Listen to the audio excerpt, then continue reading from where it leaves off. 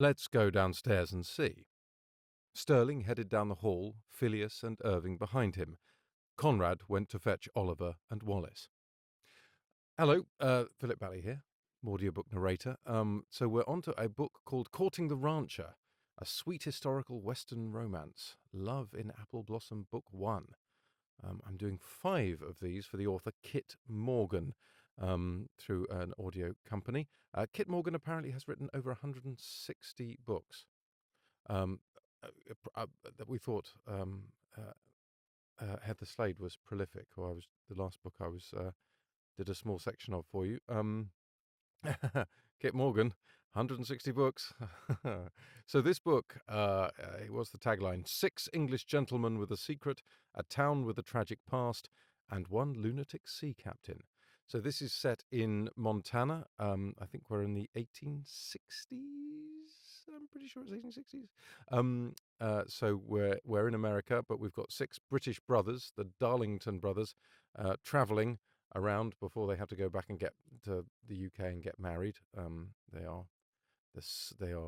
landed gentry, and they happen to come across a town where all the men of marriageable age have been killed in an incident where a posse came into town, robbed the bank, and ambushed everybody.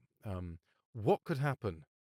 Who knows? Anyway, where we are right now is the brothers have arrived and they're staying at the hotel, and we've got Letty, who I think Letty is our hero in this one, our heroine, sorry, in this one. She's had to take over the family farm. The daughter of the sheriff has taken over being the sheriff. The daughter of the blacksmith has taken over being the blacksmith. I think you get the idea. But the daughter of the hotel owners is running the hotel on her own, but she's not there at the moment. So Letty is trying to run the hotel on her own, and 6 English brothers have turned up at the hotel and they're investigating. Let's go back to where we were. Let's go downstairs and see. Yeah. So the challenge for me as an audiobook narrator on this one is that we've got 6 English brothers. We've got Sterling, Phileas, Irving, Conrad, Oliver, and Wallace. And the real challenge is that it's not the easiest thing, is to make them distinct when they're speaking, particularly when they're all in the room together and it's one speaking and another speaking and another speaking. So this is the real challenge. Let's see how we go. Let's go downstairs and see. Sterling headed down the hall, Phileas and Irving behind him.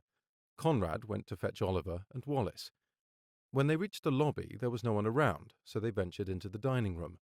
It wasn't in any better shape than the rest of the hotel. The place would be charming, fixed up, and he wondered if the hotel owner didn't want to, or, as he thought before, didn't have the funds. "Did you hear that?" Phileas asked. "I thought I heard voices." He turned toward a door on the other side of the room. "Kitchen?" Sterling headed for. "Let's find out." Not quite. Sterling headed for. Is that a typo? Would that be right? Sterling headed for it, for the door. I'm going to put the word door in. Let's try it. Oh, that's the one before that. Bear with me. Sterling headed for the door. "Let's find out." He pushed the swinging door open and stepped inside. The proprietress and another woman were at a working table chopping vegetables. "Hello." The proprietress, she's not, by the way, the proprietress. This is Letty, who's the farmer who's just running the place for a couple of days, or for the day, while the hotel owner is away. He thinks she's the proprietress. The proprietress jumped. "Mercy!" The other woman faced them. "What are you doing in here?" Sterling tipped his hat. She had light brown hair, brown eyes, and like the other was overly thin but pretty. "I beg your pardon, ladies, but we've come to help." The women stared at him, looked at each other, then stared some more. "You want to what?" the proprietress said. He smiled at them. "You did say there was just the 2 of you, so we concluded that in order to get what we want in a timely manner, we should help you. Do you mind?" The women exchanged another look, then shook their heads. "The buckets for the first bath are already heated." The dark-haired one, not the dark-haired one said, and pointed at the stove. Very good. He turned to his brothers. You heard her. Dump those in the tub upstairs, and someone can claim the first bath. But only 2 buckets, Conrad said. Add a little cold water and make do, Sterling said. He gave his attention back to the women. Can we get water from the pump at the sink, or would you prefer us to use the one that's outside? The women exchanged another look, as if they still couldn't believe what were happening.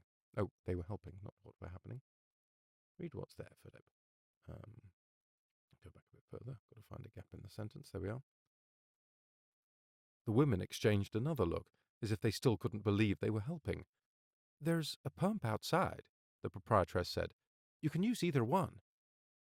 I say, Wallace said as he entered the... Oh, no, which one's Wallace? Who's Wallace? Ah, yes, okay. I say, Wallace said as he entered the kitchen, but what are you making? Oh, the proprietress said, beef stew. And biscuits, the other woman added. Wallace licked his... Oh, Wallace licked his lips. Wallace licked his lips. Jolly good. I'm starving. Irving's eyebrows shot up. After all those apples? After all those apples? Let's do one more. We'll leave it there.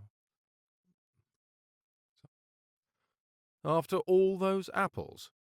Sterling smiled at them. You'll have to excuse us. My brothers and I are not used to being on the road. When we discovered some apple trees outside of town, we ate our fill. The proprietress. Anyway, we'll leave it there. I'll see you soon.